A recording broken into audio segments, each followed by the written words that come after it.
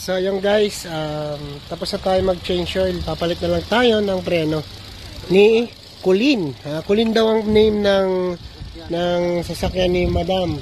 So tumawag sa atin si Madam kasi nanghingi ng tulong kasi tumagas ang kanyang langis. Ayan, tumagas. Natanggal yung oil filter niya. Natanggal. So hindi siguro nahigpitan nung huling nag-change oil. So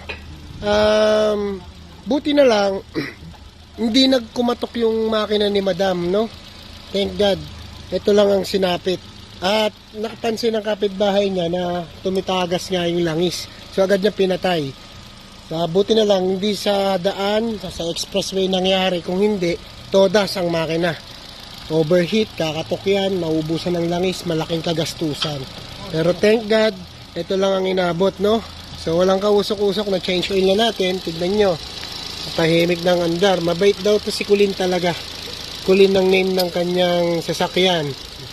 So yan, inakabit na lang ni Albert, ni Chief Albert ang brake pads, Brembo, no?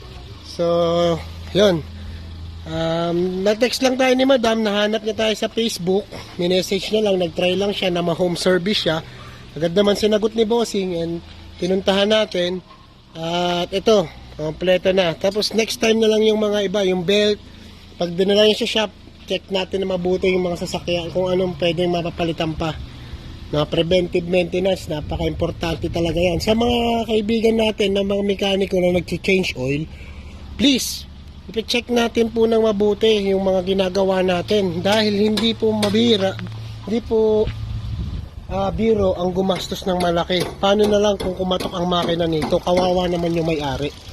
So check natin na mabuti guys, para kawawa naman. Buti na lang hindi kumatok. Kung kumatok, biruin mo ang tagas ng langis niya, ayan, no? Hanggang dun na. Tapos nung chinek ng kapitbahay niya kung saan ang gagaling, dito nga nalaglag na tong yung fuel filter niya, oil filter niya. Nalaglag na, biruin niya yun. Kung nagamit niya sa trabaho yan, naku patay, todas. So yun lang guys, no? Isang kagulong na naman ang ating natulungan. Na-save ang kanyang malaking kagastusan. So yan, umaambon na. Shout out. Yan, shout out Colleen, ang bait mo. Yan. Ayan si Madam, ayan ang ano natin. Shout out Madam. Siya, camera siya. Camera siya si Madam.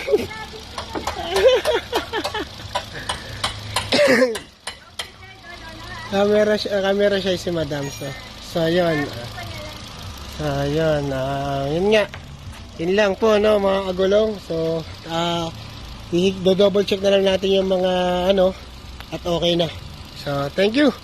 And ingat po palagi, no? And don't forget to like and subscribe our YouTube channel, MGC Auto Shop.